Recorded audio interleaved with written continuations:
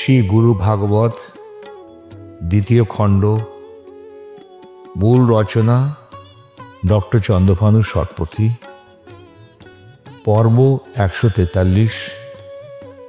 এই পর্বে আমরা আলোচনা করব ধর্মীয় অনুদান।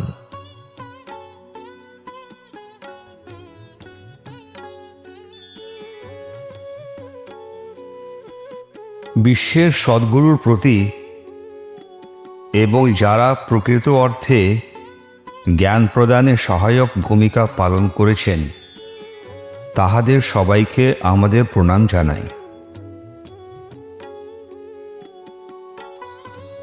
যখন একজন দাতা দেয় এবং অন্য গ্রহীতা গ্রহণ করে তখন দানের কাজটি সম্পন্ন হয়।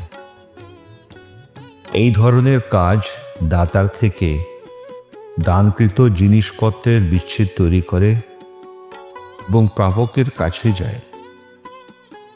ঋণ বলতে বোঝায় অন্য কারো প্রয়োজন এরতে বোঝার সাথে মেটানোর জন্য কারো কাছ থেকে আকর্ষণ করা, মানে কিছু পাওয়া। যখন কারো কাছ থেকে কিছু নেওয়া হয় ঠিক সেই মুহূর্তে ঋণের জন্ম হয়। দানের লেনদেনে একজন প্রাপক এবং একজন দাতা হন। দাতার কাছে ঋণ ফেরত না দেওয়া পর্যন্ত তা অব্যাহত থাকে। এই ধরনের দান অনেক ধরনের হয়, যেমন জড়বস্তু, ঘর বা এমনকি জ্ঞান। এমনকি যখন স্থূল বস্তুগত বস্তু দান হিসেবে দেওয়া হয় তখন এটি উভয়ের জন্যও মানসিক স্তরে একটি সূক্ষ্ম ঋণ তৈরি করে।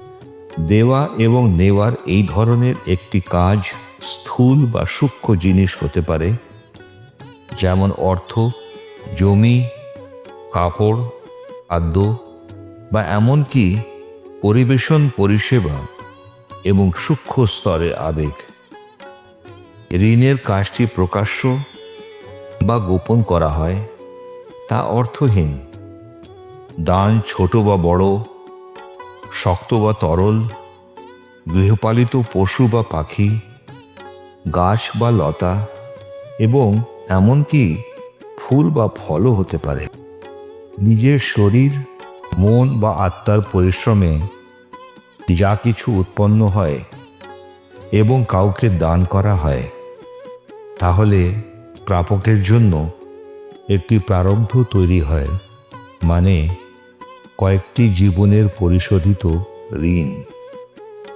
একইভাবে একজনের স্ত্রী, কন্যা বা পুত্রের যার সাথে একজন আবেগগতভাবে যুক্ত সেই সম্পর্কে ঋণ তৈরি হয়। সাধারণত এই ধরনের আত্মীয়দের সম্বন্ধে সম্পাদিত সমস্ত ক্রিয়াকলাপ একজন পরিবারের পুরুষের ধার্মিক কর্তব্য হিসাবে পবিত্র করা হয়। শ্রী গুরুর চরণে আমাদের সবাইকার সাষ্টাঙ্গ প্রণাম।